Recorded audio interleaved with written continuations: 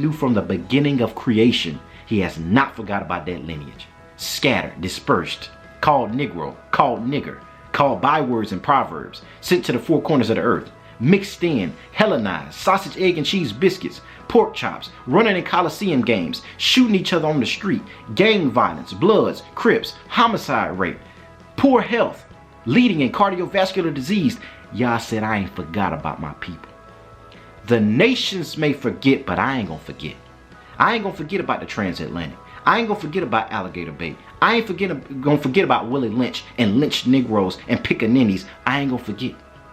And that's the power of a living God that took a book that was always ours and made the enemy think, oh, this is for everybody. Just so he could get that book to the four corners of the earth, so that when he woke up the remnant of his people that was scattered because of their disobedience, he could wake them up with the snap of a finger. That's the love we're gonna talk about in this video, y'all. What's up, BZ Dynasty? This is your boy, the man, the myth, and the legend, Mr. JB Zion. Y'all, welcome back to the channel. First, I want to say shalom to all my Israelite brothers and sisters. Then secondary, I want to say shalom to all my Gentile brothers and sisters. And welcome back to Zion Dynasty, where we hitting y'all with another banger. All praises be to the Most High Yah. So, I'm going to get right into it, you guys. This has been an amazing series just to do, you guys. I mean, it's been so amazing just going into the love of God and the love that he has for his people, and then the love that we should have for one towards another, and how to really rebuild our people as a nation with this type of love, right? We talked about how Yah, loving his people like a faithful husband, did not forsake Israel. And this is my thing, y'all, and I know I already said it, but it's like, for Israel not to be dropped off is the greatest miracle on earth. Our people were wicked. Our people were stiff-necked. Every time Most High told our people to do one thing, we would do something else. So the church and humanity as a whole should rejoice that a people that were left for dead, that the Most High could have turned his back on, he says that I'm not going to give up on them. The nations may forget, but I ain't going to forget. I'm not going to forget the love that I have for my people. I'm not going to forget the promise that I made to Abraham. See, this is my problem with replacement theology and a lot of modern day Christians. They say, well, Israel's done away with. You know, that stuff doesn't matter anymore. Neither Jew nor Gentile, neither Jew nor Greek.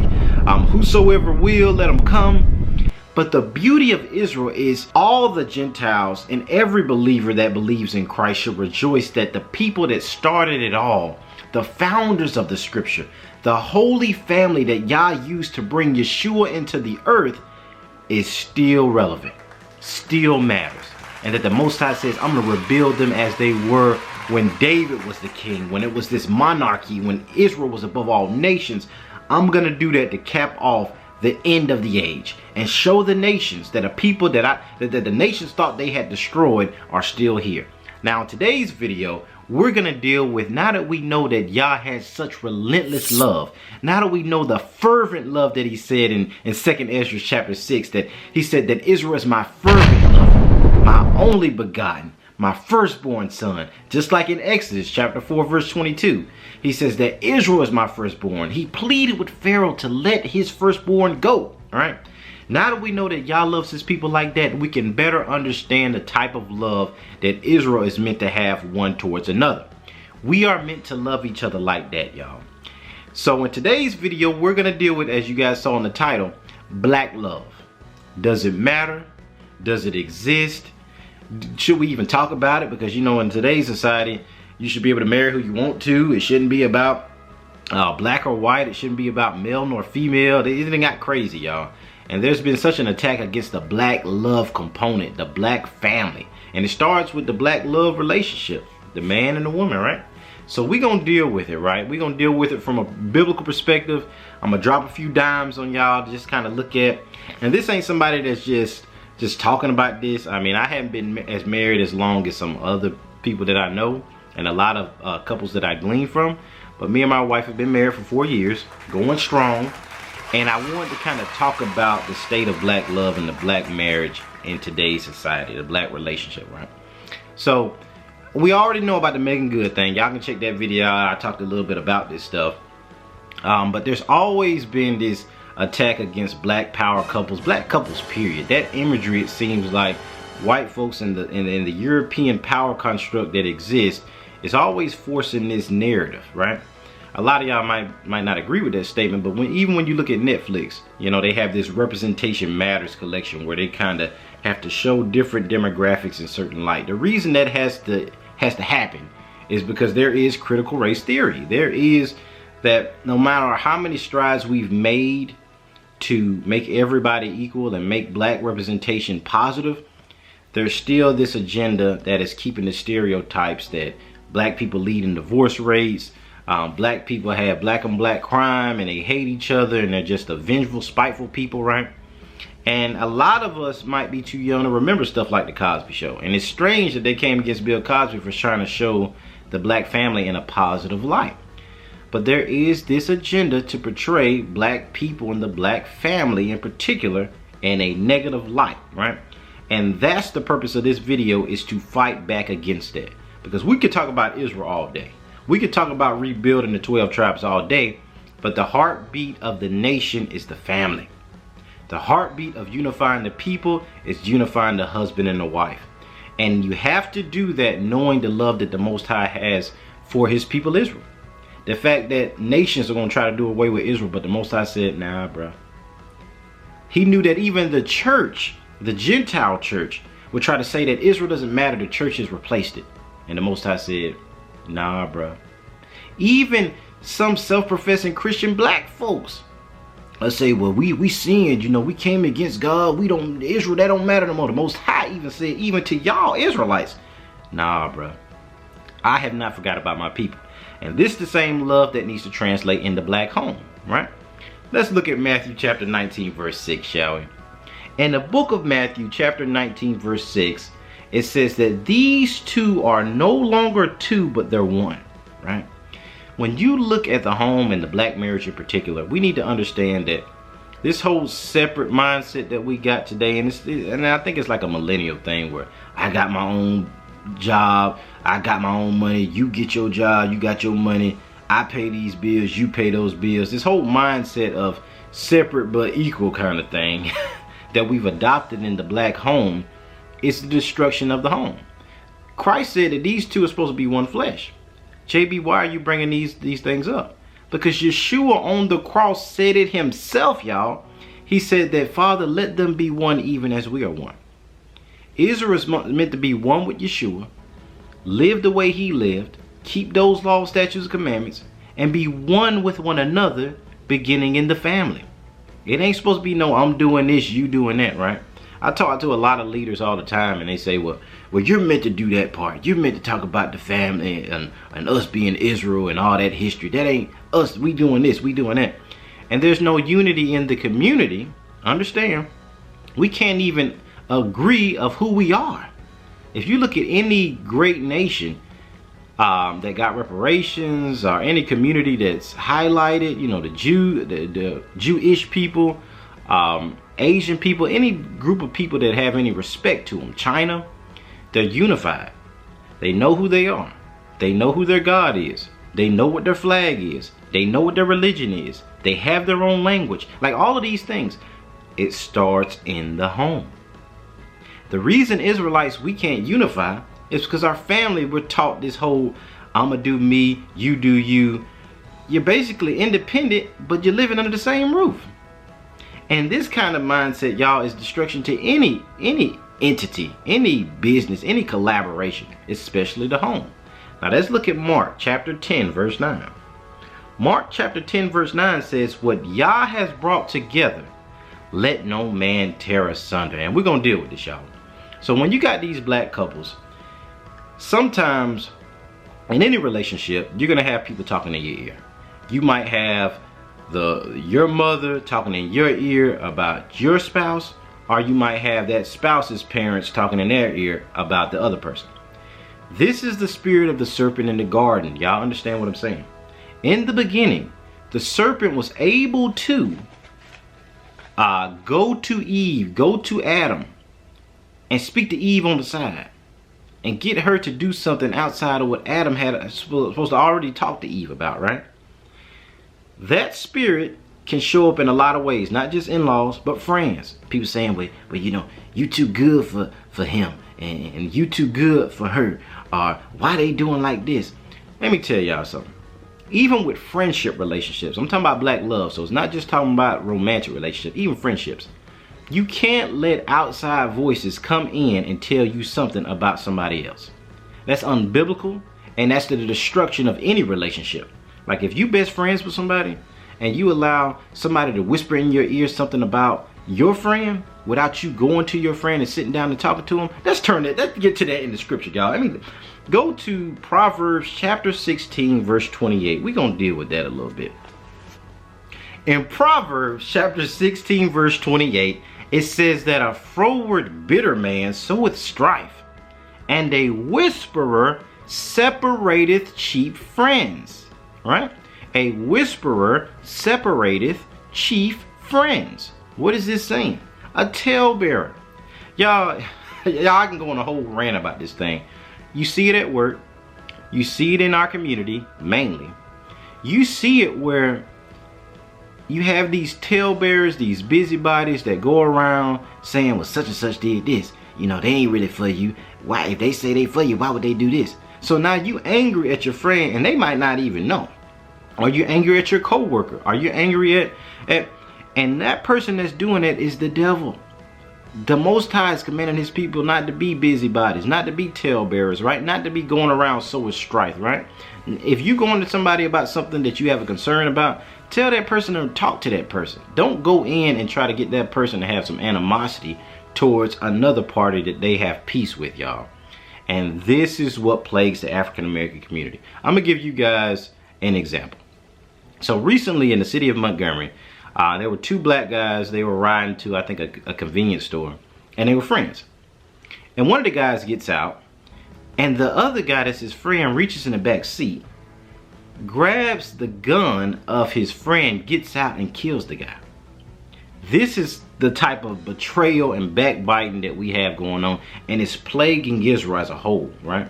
And it's keeping us from being able to come together and unify. Y'all gotta ask yourselves, how come Dr. King or Malcolm X or Stokely Carmichael, how come these leaders were never able to get us to unify? Because we have this toxic hate and bitter strife towards one towards another, that we can't even be loyal to one another. And then what makes things darker is the church then comes around and says, well, you know, race don't matter, color don't matter. So then black people are locked into this paradigm where, you know, I don't have to be loyal to you, Jacob, we black. Even though we all Negroes on the same slave ship. So you have the church working antagonistically with the unification of the people. Now, is this when I say the church, understand what I'm saying. The church during Dr. King's time was unified.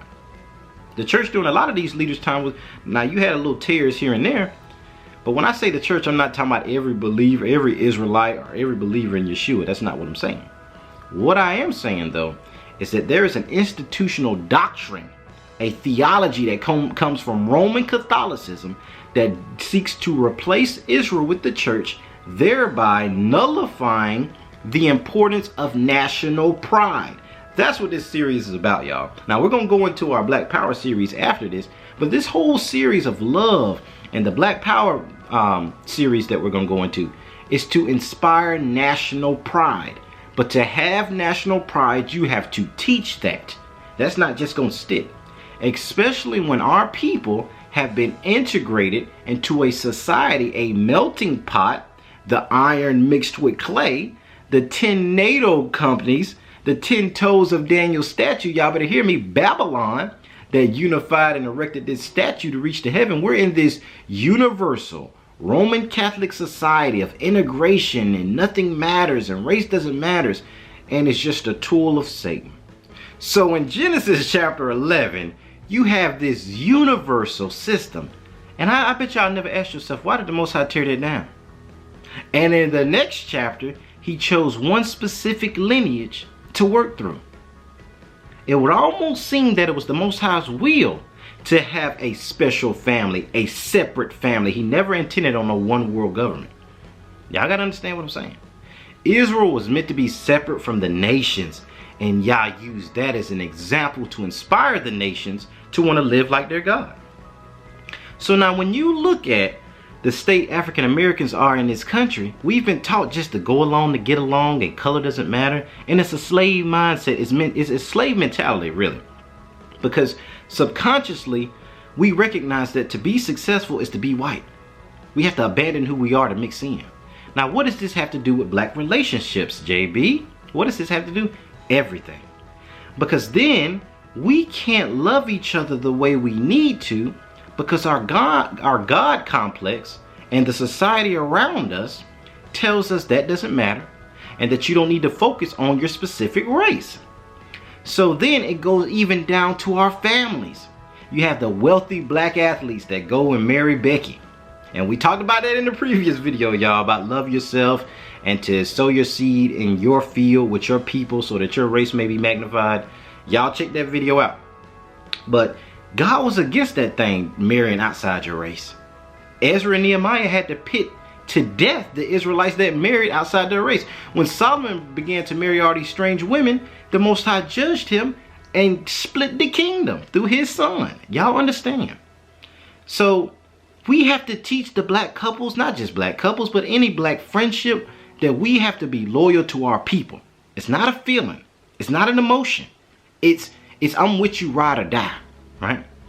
And the biggest enemy to that loyalty and that unity, and these two shall be one flesh, and what God has brought together, let no man tear asunder. The biggest enemy to that union is a whisperer and a person that sows discord among brethren. And we have a spirit of this messy gossip, backbiting thing that goes throughout our community. It's even in the Israelite community. You got camps beefing with this camp, and they ain't never sat down and talked with each other. I'm just gonna keep it real. You got moderate Israelites that's beefing against other moderate Israelites about, well, I don't agree with their doctrine, and they say this and they say this, but we're the same people. And I can't, y'all, I can't fathom how Israelites can beef in this season against other Israelites. Y'all, we saying we the chosen people, but we fighting. Now let's go back to the relationship, the core, the husband and the wife. That bro and those two bros, those two sis, it starts at that level where you learn loyalty. And our people don't know how to, at a snap of a finger, come together. White folks know how to do that thing. They'll be Democrat, they'll be Republican, they'll be this, they'll be that. But when they see us, boom, one drop rule. We see anything that look black, we banding together, right? And that's the type of discipline. I'm not saying that's evil either. Y'all understand me. To all my white Gentile brethren, I commend that type of unity. The Most High is not against that type of unity. He wants his people to have that type of unity.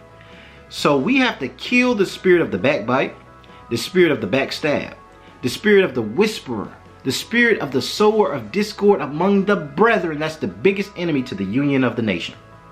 When you guys, we're going to go into this in the Black Power series, but when you look at Judas and the Black Messiah, when you look at Fred Hampton and that brother that betrayed the whole movement, was in the movement just to be an FBI agent, just to expunge his record, he sacrificed the movement of the unification of a nation, y'all. That spirit, we got to kill that. We got to kill that. So now, y'all, we're going to go to Matthew chapter 18, verse 15. Let's see what Matthew has to say on this topic of unity and familial nationhood. Let's talk about this.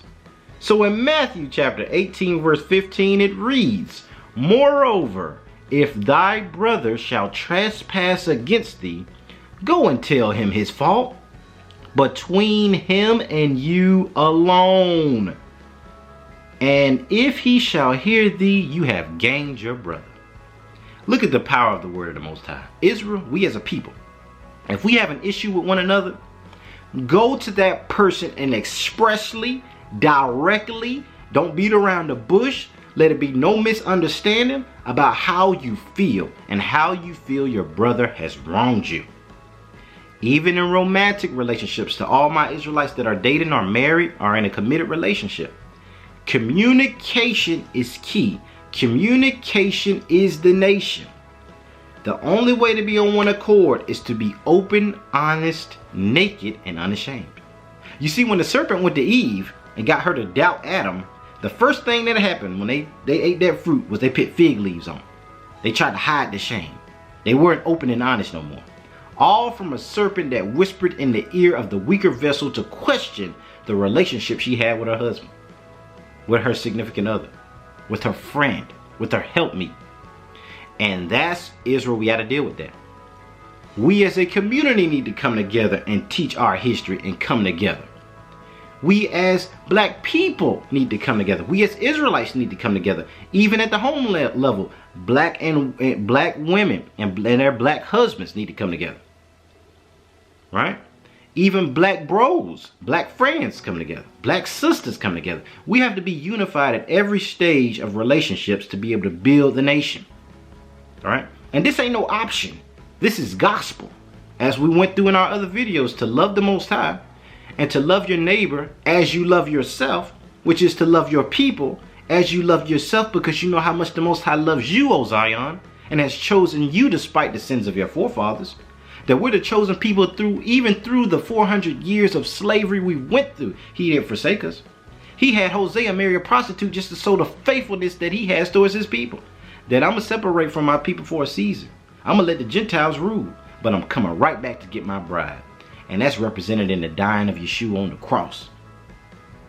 He bought his bride back with his very blood. And that's the unity, Zion, we need to have. We got to kill the spirit of the backbiting. If you got an issue against somebody, y'all, if you listen to me and you know that, man, you ain't talked to such and such, you got a family member, you got a friend, reach out to them. Right? Tell them what's your complaint. Express it. Because if you ain't never went to them and told them how you feel, can you really penalize them? But Satan to have you penalize a brother, penalize a sister, penalize your significant other, and you never talk to them, they don't even know what's going on. Right? And at a big scale, black leaders, we need to come together. Oh, well, that's the west side. Oh, that's the east side. Oh, that's the this side.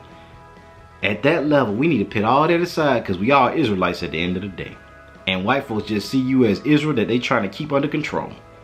We need to put away the petty stuff and be on one accord and kill that spirit of backbiting, y'all. So, y'all, I just want to talk a little bit about black relationships and does black love matter? It does. There's been an attack against black love, y'all, at the family level and at the big scale. And that's why us knowing that we're Israel is so important. Because when we know that we're Israel, when we know that we're Judah and Benjamin and Levi, you can be unique in the nation because he separated us based on tribes. So you got that, man, I'm the priest, you know, and Judah's like, man, we're the kings, right? But we one nation. And that's the importance of this awakening, y'all. It's giving us an identity to rally behind. So if the Most High blesses us with reparations, we can handle it. Because now we know that we're going to pit it within our people. We're going to get land as a community. We have a central thesis of who we are and what we stand for. And it won't be the nations just giving us money and we give it right back to white power. Y'all understand what I'm saying? So we're going to do more about this in the Black Power series, you guys. It's been fun talking about black love. And the next series, I'm going to talk a little bit about capitalism versus socialism. And how the love at this micro scale turns into systems of government. Right? And we're going to deal with that in the next video, y'all. So with that, peace, love, blessings, and black power to the chosen people. Shalom. All praises.